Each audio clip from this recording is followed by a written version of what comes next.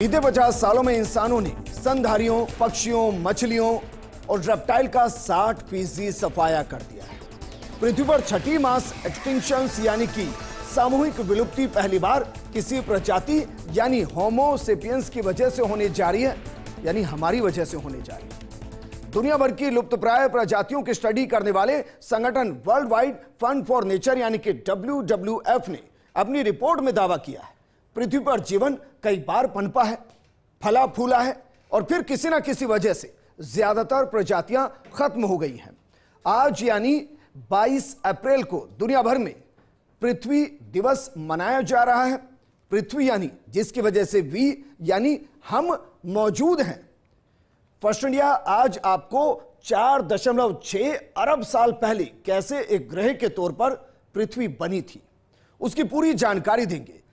कैसे उस पर जीवन पनपा और कैसे फिर एक एक करके खत्म हुआ यह भी आपको बताएंगे और छठे सामूहिक विलुप्ति के दौर के बारे में भी बताएंगे। अब आप सोच रहे हैं कि यह कब आया? दरअसल यह तेजी से बढ़ रहा है क्योंकि एक्सपर्ट मानते हैं कि छठा सामूहिक विलुप्ति पूरी तरह से मानव गतिविधियों के कारण होगा। तो क्या एक बार फिर से पृथ्वी तबाही की तरफ बढ़ रही है?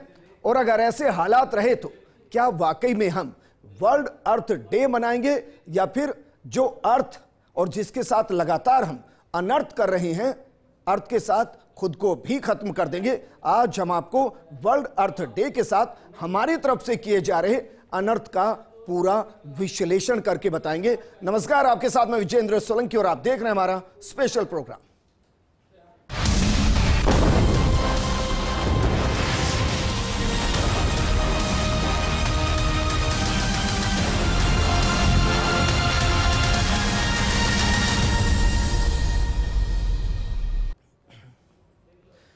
आपको क्या लगता है जो ये पृथ्वी है ये ऐसे ही बन गई? अचानक से बन गई? अचानक से हम इसमें पैदा हुए? अचानक से हमने मकान बनाए और अचानक से हम जीने लगे? ऐसा नहीं है, अरबों साल लगे हैं इसमें। तो आज जब आप इस पृथ्वी को बर्बाद कर रहे हैं, इसके साथ अनर्थ कर रहे हैं, तो आज हम आपको बताते हैं कि पृथ्वी बनी कैसे है। इस पूरी प्रक्रिया को समझेंगे तो आपको लगेगा अरबों साल की मेहनत को हम कैसे कुछ सालों में बर्बाद करने पर तुले हैं। तो चलिए आपको बताते हैं कैसे पृथ्वी, सूर्य और चंद्रमा का निर्माण हुआ।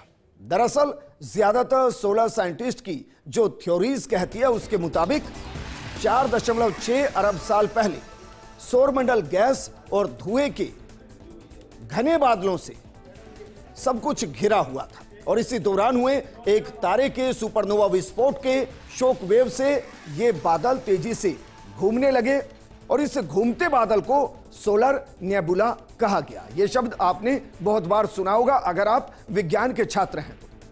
तेजी से घूमने के कारण धूल और गैस बादल के एक सेंटर पॉइंट पर इकट्ठा हो गए और सेंटर पर ज्यादा दबाव होने से हाइड्रोजन एटम ने मिलकर हीलियम बनाना शुरू कर दिया जिससे भारी ऊर्जा निकलने लगी और इसी से आग के गोले यानी जिसे हम सूर्य कहते हैं उस सूर्य का जन्म हुआ। सूर्य के बनने से बादल में मौजूद 99% पदार्थ वो खत्म हो गए। इसके बाद भी गैस और धूल का बादल घूमता रहा और जो ये घूमते हुए बादल थे ये सूर्य की ग्रेविटी की वजह से इकट्ठे होने लगे, ठोस होने लगे और इसी से पृथ्वी, बुध जैसे ग्रहों का निर्माण होने लगा। यह प्रक्रिया शुरू हो गई।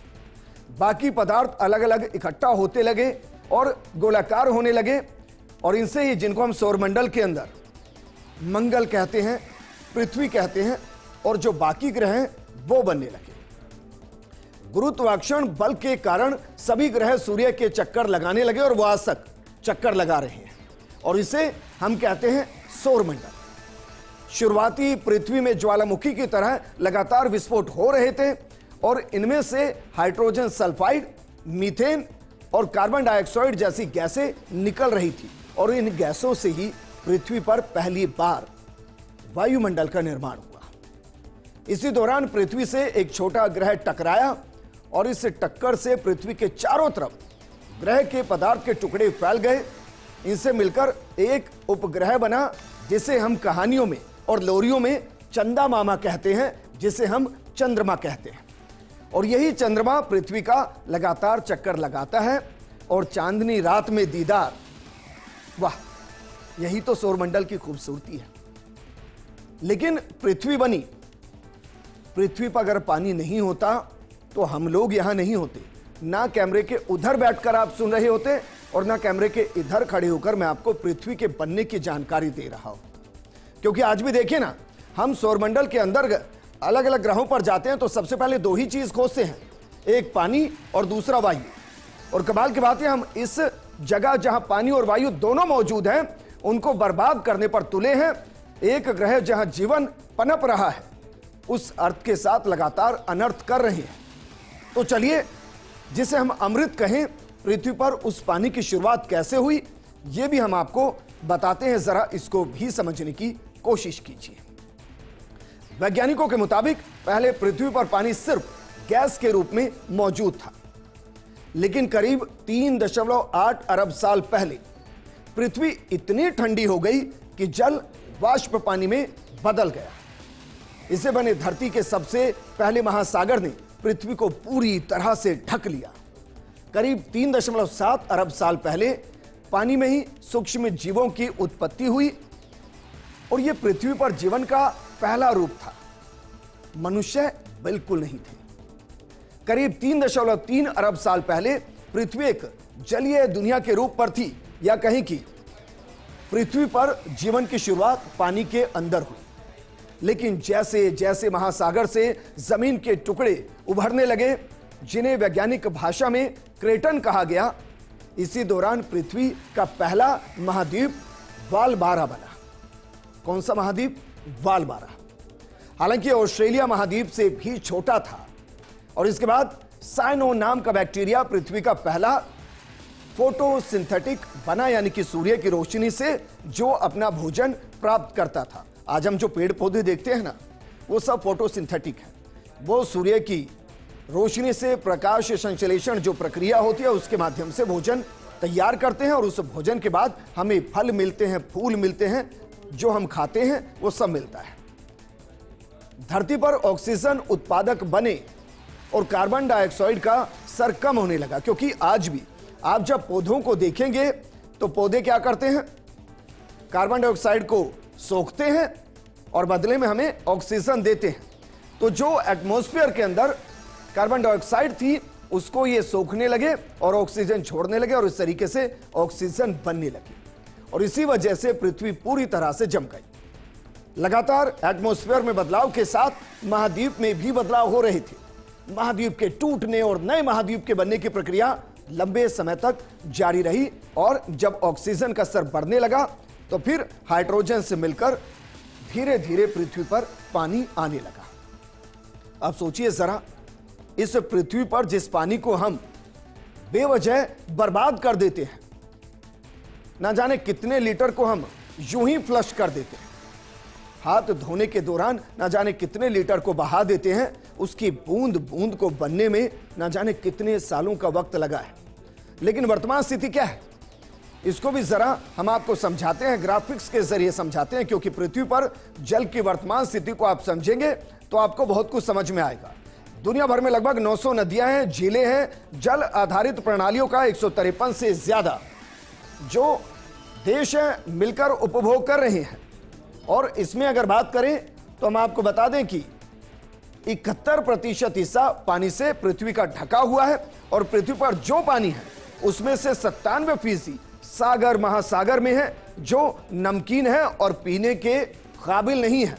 आप अंदाजा लगाइए दोबारा, 97% पानी पीने के काबिल नहीं है। केवल 3% पानी पीने योग्य है, जिसमें से 2.4% ग्लेशियर और उत्तरी और दक्षिणी ध्रुव में जमा हुआ है। अब अंदाजा लगाइए, 97% हम पी नहीं सकते, 2.4 जमा हुआ पानी है, बचा कितना? सिर्फ 0.8% पानी बचा है।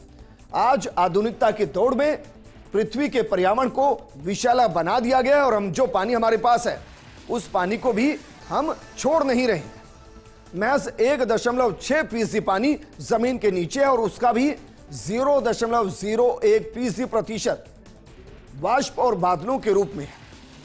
और ये जो हम जानकारी आपको दे रहे हैं, जो बच गया पानी कितना? 0.8% पानी, उसका भी 80% पानी कृषि के लिए इस्तेमाल किया जाता है और हमारे पास जो पानी बचता है उसको अगर पूरी पृथ्वी के हिसाब से नाप लेंगे तो 0.20 आसपास ये पानी बचता है। और उस पानी की जो बेकदरी हम लोग कर रहे हैं, हमें सोचना चाहिए कि जिस वर्ल्ड अर्थ डे को हम मना रहे हैं उसके साथ हम अनर्थ कितना कर रहे हैं। जिस पानी की वजह से जिंदगी बची हुई है उस पानी को हम कैसे बर्बाद कर रहे हैं। और यही हम कर रहे हैं पर्यावरण के साथ। जो ऑक्सीजन जीवनदायिनी है, जो पर्यावरण जीवनदायिनी है, उसको हम हर दिन बर्बाद कर रहे हैं। तो अगर आपको वर्ल्ड अर्थ डे मनाना है तो अर्थ के साथ अनर्थ करना सबसे पहले बंद कीजिए, क्योंकि जिस पृथ्वी पर मनुष्यों की उत्पत्ति हुई उस पर कैसे मनुष्य खत्म हो जाएंगे ये आपको पता भी नहीं चलेगा। और ये हम बताएंगे आपको कि हम खत्म कैसे होंगे। लेकिन उससे पहले आपको बताते हैं कि पृथ्वी में जीवन का स्वरूप कैसे बदला। इस समय को जिस दौर की हम बात कर रहे हैं कैम्ब्रियन विस्तार कहा जाता है। इस दौर में जानवरों के शरीर के अंग रीढ़ की तरह कठोर थे। इनमें एलियन जैसे दिखने वाले ट्राइलोबाइटस भी थे। लेकिन 44 करोड़ साल पहले जलवायु में परिवर्तन आया और समुद्र का तापमान बढ़ने लगा। जिस खूबसूरत पृथ्वी को हम दिखा रहे हैं आपको, उस पृथ्वी पर पहली बार जीवों का सामूहिक विनाश यानी मास एक्सटिंक्शन देखा गया। इससे जीवन एक बार फिर से लुप्त हो गया। हालांकि इनमें से बचे हुए कई जीव और जीवन पृथ्वी पर मौजूद है। इकोसिस्टम की इसके बाद पृथ्वी पर नींव रखी गई और लगभग 42 से 35 करोड़ साल पहले पृथ्वी को मिट्टी से पहले पेड़ निकले और जानवर भी पानी से जमीन पर आए। अब सोचिए हमारा जीवन कब से चला आ रहा है, लेकिन जैसे जैसे जीवन आगे बढ़ रहा है, मैं यकीन से कह रहा हूं हम विनाश की तरफ बढ़ रहे हैं। 24 से 23 करोड़ साल पहले पृथ्वी पर डायनासोर दिखाई दिए, जिन्होंने 15 करोड़ सालों तक धरती पर राज किया। 66 लाख साल पहले एक क्षुद्र ग्रह पृथ्वी से टकराया और उसी की वजह से ये पूरा जो सिस्टम था एक बार फिर से बर्बाद हुआ। वायुमंडल में एक बार फिर से बदलाव हुआ और सूर्य की किरणें धरती तक पहुंच ही नहीं पाई, क्योंकि पूरे एटमॉस्फेयर में धूल ही धूल और पृथ्वी एक बार फिर से अंधकार में डूब गई और डायनासोर खत्म हो गए। ये दूसरा विलुप्तीकरण था। इसके बाद स्तनधारी जानवरों की संख्या बढ़ी और ऐसे ही करते करते पृथ्वी ने कई विलुप्तीकरण को देखा। लेकिन अब सवाल यह है कि जो मानव जीवन चल रहा है, क्या वाकई में उस पर भी संकट के बादल मंडरा रहे हैं? यह गंभीर सवाल है, क्योंकि वर्ल्ड अर्थ डे को मनाते वक्त हम कितना अनर्थ कर रहे हैं और वो अनर्थ मानव जीवन के लिए कितना खतरनाक है। हम यहां से चलकर आए हैं और यहां तक आए हैं। सोचिए सर, तो जरा देखिए अब मानव जीवन पर भी संकट कैसे मंडरा रहा है। करीब 10,000 साल पहले पृथ्वी पर कृषि की शुरुआत हुई। वहीं करीब 250 साल पहले औद्योगिक क्रांति की शुरुआत हुई। यह हम आपको बता रहे हैं, जरा देखिए 250 साल पहले औद्योगिक क्रांति की शुरुआत हुई और इससे आगे बढ़े तो इंसान टेक्नोलॉजी, सामाजिक, आर्थिक और सांस्कृतिक परिवर्तनों से गुजरने लगा। शहरीकरण हुआ तो भारी मात्रा में कार्बन डाइऑक्साइड और अन्य प्रदूषण छोड़ने की शुरुआत हुई। 1804 तक जनसंख्या 1 अरब और 1927 तक 2 अरब तक पहुंच गई। इसके बाद अगर बात करें तो 1960 के दशक में वैश्विक जनसंख्या तेजी से बढ़ती चली गई और इस जनसंख्या बढ़ने के साथ 8 अरब से ज्यादा लोग इस वक्त पृथ्वी पर रह रहे हैं और यह संख्या कम नहीं है। जलवायु परिवर्तन पृथ्वी पर मानव अस्तित्व और जीवन के कई अन्य रूपों के लिए एक नया खतरा है और इसको आप दुबई में आप देख भी रहे होंगे। इस वक्त दुनिया भर में तापमान और समुद्र का स्तर बढ़ रहा है और जैव विविधता घट रही है। वर्तमान की अगर बात करें तो वर्तमान में जरा देखिए 40% जमीन को खाद्य उत्पादन के लिए इस्तेमाल किया जा रहा है और यह एक बड़ा मामला है। वहीं दुनिया भर के अंदर 90% वनों की कटाई और 70% पीने के पानी का इस्तेमाल कृषि के लिए किया जा रहा है। अगर हालात नहीं बदले तो हम एक और सामूहिक विलुप्ति की घटना के कगार पर पहुंच जाएंगे। करीब 10,000 साल पहले धरती पर जो कृषि की शुरुआत हुई थी, हो सकता है हम एक बार फिर से 10,000 साल पहले ही पहुंच जाएं। और उसके पीछे की वजह जानते हैं क्या है? आप सोचिए दुबई में क्या हो रहा है इस वक्त। दुबई डूबी हुई है, लेकिन क्यों डूबी हुई है? वो हमारे अनर्थ की वजह से। रूस यूक्रेन में जो चल रहा है उसके साइड इफेक्ट पृथ्वी भुगत रही है। जो ईरान और इजराइल में शुरू हो रहा है उसके साइड इफेक्ट पृथ्वी भुगत रही है। और जरा सोचिए हिरोशिमा नागासाकी में क्या हुआ, उससे हम इस वक्त बहुत आगे आ चुके हैं। तो क्लाइमेट मॉडल क्या है और न्यूक्लियर वॉर अगर हुई तो इस पृथ्वी के साथ जो हम अर्थ डे मना रहे हैं अनर्थ किस हद तक होगा, यह हम आपको बताएंगे एक छोटे से ब्रेक के बाद। जल लौट ब्रेक के बाद आपका स्वागत है। ब्रेक से पहले हम बात कर रहे थे वर्ल्ड अर्थ डे की, जिसमें हम अनर्थ जो कर रहे हैं उसमें इनकी बड़ी भूमिका है जो हम दिखा रहे हैं। हालांकि सिर्फ टैंक और मिसाइल नहीं, न्यूक्लियर वॉर तक की समस्या है। और यही वजह है कि 40 साल में क्लाइमेट मॉडल बदले हैं। मॉडर्न क्लाइमेट मॉडल के मुताबिक आज के समय अगर न्यूक्लियर वॉर छिड़ती है तो 40 साल पहले हुए नुकसान से कहीं ज्यादा तबाही देश के अंदर होगी, दुनिया के अंदर होगी। दरअसल साइंस अलर्ट के मुताबिक अगर रूस और अमेरिका के बीच परमाणु जंग छिड़ी तो न्यूक्लियर विंटर तो आएगा ही। इसी के साथ समुद्र का तापमान भी तेजी से गिरने लगेगा, यानी समुद्र इतने ठंडे हो जाएंगे कि दुनिया न्यूक्लियर आइस एज में पहुंच जाएगी। आपने फिल्म देखी होगी आइस एज, बस उसी तरीके से दुनिया चली जाएगी। और ये वक्त जो होगा ये फ्रैक्शन ऑफ सेकंड के लिए नहीं होगा, 2 सप्ताह 4 सप्ताह के लिए भी नहीं होगा। ये वक्त होगा दरअसल हजारों साल तक। यानी पृथ्वी पर अगर न्यूक्लियर वॉर हुआ तो हजारों साल तक आइस एज में पूरी पृथ्वी चली जाएगी। और हिरोशिमा नागासाकी में जो हुआ वो एक ट्रेलर है, और वर्तमान स्थिति में आप उसको ट्रेलर भी मत कहिए, क्योंकि आज 7 देश ऐसे हैं जिनके पास न्यूक्लियर पावर है। भारत, पाकिस्तान, चीन, फ्रांस, नॉर्थ कोरिया और ब्रिटेन के पास न्यूक्लियर हथियार हैं इस वक्त। और वैज्ञानिकों का कहना है कि अगर भारत और पाकिस्तान के बीच परमाणु जंग छिड़ती है तो 13 करोड़ लोगों की मौत हो जाएगी। वहीं जंग के 2 साल बाद तक 250 करोड़ लोगों को पर्याप्त भोजन नहीं मिल सकेगा। और सोचिए हम न्यूक्लियर वॉर की तरफ बढ़ रहे हैं, धमकियां लगातार मिल रही हैं। रूस धमकी दे चुका है अगर भारत पाकिस्तान में जंग होगी तो भी हम एक न्यूक्लियर वॉर की तरफ हैं। तो प्रोग्राम के अंत में आपको यह बताते हैं कि वर्ल्ड अर्थ डे पर अनर्थ किस तरीके से कई देशों के पास है। हालांकि वो कहते हैं कि हम इसका इस्तेमाल अपनी सुरक्षा के लिए करते हैं, लेकिन जब हमला होगा तो आपको ध्यान होगा अटल बिहारी वाजपेयी जी का एक बयान, जब कहा गया था कि जंग के दौरान की पाकिस्तान की तरफ से कि हमला कर देंगे, तो अटल जी ने कहा था कि आप हमला कर दीजिए, हम देश का एक हिस्सा खोने के लिए तैयार हैं। लेकिन यकीन मानिए अगले दिन पाकिस्तान वैश्विक मानचित्र से गायब हो जाएगा। और यह सच है कि न्यूक्लियर वॉर अगर हुआ तो पृथ्वी का कितना हिस्सा गायब हो जाएगा और बाकी का हिस्सा आइस एज में चला जाएगा। जरा देखिए कितने न्यूक्लियर वेपन किस किस देश के पास हैं। रूस के पास है 5,977 वेपन, जबकि अमेरिका के पास है 5,428 वेपन।